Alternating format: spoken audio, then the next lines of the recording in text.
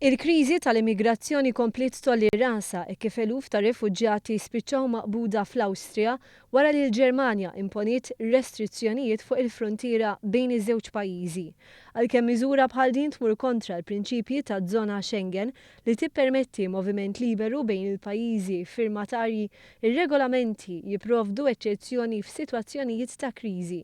B'reazzjoni għall-aħħar żviluppi l-Kummissarju Għoli tan-Nazzjonijiet Magħquda r-Refuġġjati wissa li eluf ta' rifuġġjati jistgħu jispiċċaw fil-limbu minħabba regolamenti differenti imposti mill-pajjiżi Ewropej biex jikkontrollaw il-frontieri.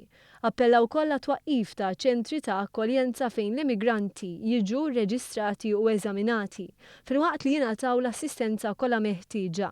Ħafna immigranti qed jirrifjutaw li jirreġistraw f'pajjiżi bħal Greċja u l-Ungerija biex jippersistu bil-vjaġġ tagħhom għall-ażil fil-Ġermanja.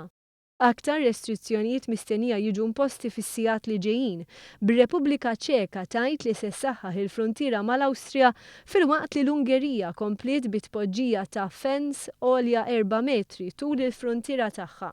L-Olanda, l-Slovakkja u l-Awstrija wkoll iżiedu l-kontroll fuq il-frontieri b'din tal-aħħar tibgħat soldati biex jikkontrollaw l-influss tar-refuġġjati mill-Ungerija.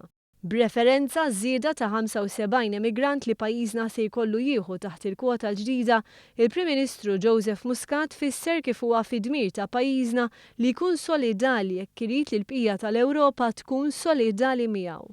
Aħna konsistenti u anke jekk tinqalalna xi kriżi biex il-lejla tista' tidħol dajsa b'500 ruħ, xemmu qed jiżomm milli jiġri dan.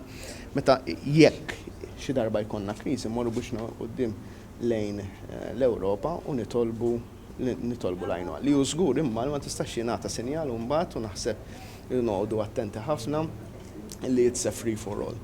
Jiġifieri min m'għandux id-dritt ta' asil għandu jinbagħat lura.